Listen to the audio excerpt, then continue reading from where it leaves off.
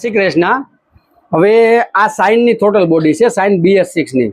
તો સાઇનની ટોટલ બોડીની અંદર આ TPS સેન્સર છે, મેપ સેન્સર છે અને IIT સેન્સર છે।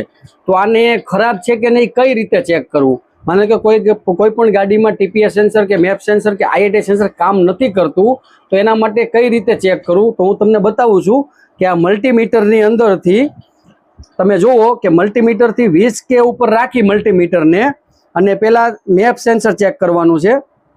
તો મેપ સેન્સરની અંદર રીડિંગ તમે જુઓ તો 1.888 1.88 અથવા 1.9092 સુધી આવી શકે છે, એટલે મેપ સેન્સર કામ કરે છે।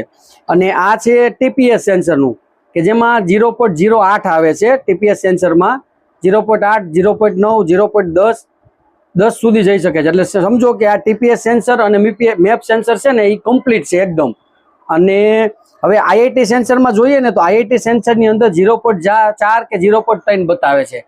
તો પણ આ પણ IIT સેન્સર છે ને એ પણ વર્ક કરે છે।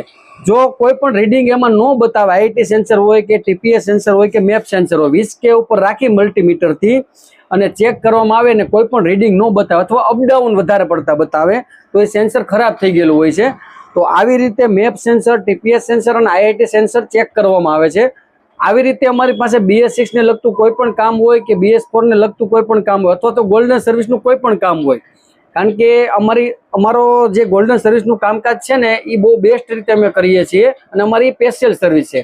તો આવી રીતે અમારી પાસે કામ કરાવવા માટે અમારો સંપર્ક જરૂર કરજો। અમારા વિડીયોને લાઇક કરજો, શેર કરજો, કોમેન્ટ કરજો અને ફોલો કરજો। જય શ્રી કૃષ્ણ।